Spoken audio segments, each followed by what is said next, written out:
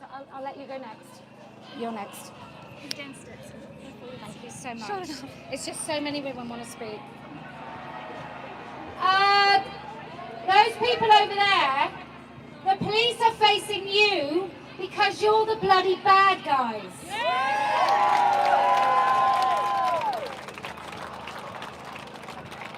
I've condensed it. I said basically in the beginning that I was raised on the tolerant left.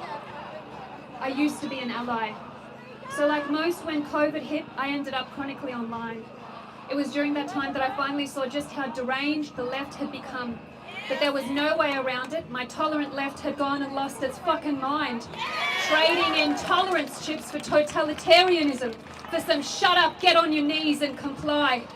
Misogyny, that slimy hand around women's throats that I saw as a child, misogyny had had a revamp. It was glamorous now, all sparkly. It had some flags and new allies. Violent beta males wearing hankies on their faces, giving a wink and a nod to their comrades while screaming down women who just don't fancy having girl dick shoved in their daughters' faces in the change rooms at the pool. Their green-haired 20-something female conspirators feeling righteous while shielding trans-identified men who'd raped little girls and then had their chance with female inmates while imprisoned with them against their will. Freshly anointed trans women athletes mopping the tracks and stalls of the blood, sweat and tears of female athletes who they'd beaten, those tirelessly dedicated women from whom they'd stole. Women were just a feeling. We weren't mothers anymore, we were birthers. I hadn't breastfed for 3 long fucking years. Sore and overtouched breasts, loving the dazed and tired from sleepless nights. I chest fed for inclusion. Our lesbian and gay friends weren't allowed same-sex attraction. Their orientation was just a genital preference for backwards boomers, too vanilla and hate-filled to enjoy someone's vagina without wincing or take that organic strap because it's real and so it's better, ladies. Now suck it.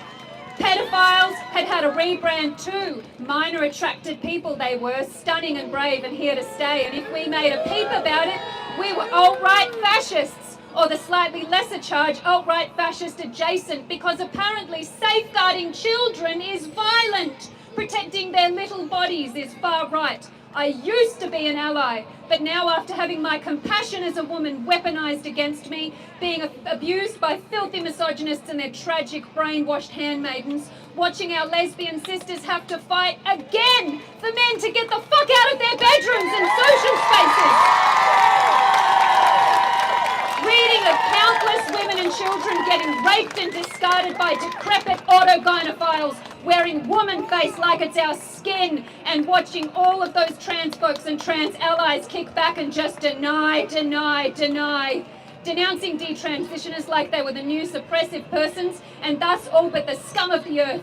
Yet not a word about the sick and twisted men claiming womanhood who were harming us, representing them in their name, no less. And not a side glance, of course, at all the trans-identified women and girls, forcing nothing, forcing no one save for the muscle and sinew to be cut from their bodies for the sake of simulacrum. It's funny that. I'll politely state for the record it's my preference not to be called a cis woman. I don't qualify my existence in relation to another's,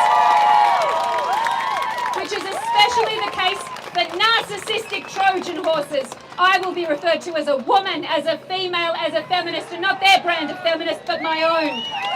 Because women far stronger than us fought long and hard for us to be standing here, and there isn't a misogynist alive who has the chops to change my mind. But they'll call me a TERF regardless, and I'm at the point where I just don't fucking care.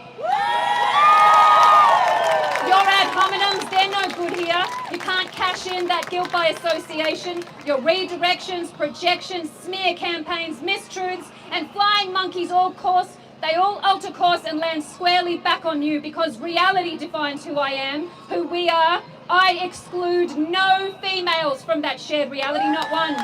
All are welcome here and welcome to return, even those handmaidens, especially the handmaidens, because they won't always be safe from those pitchforks that they're wielding. They're not men, so they're disposable. And if they speak out in turn, then they'll get turned on too.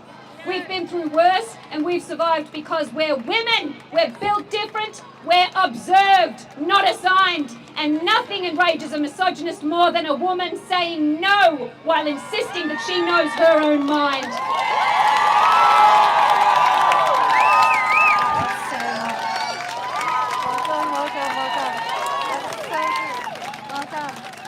Australian women bringing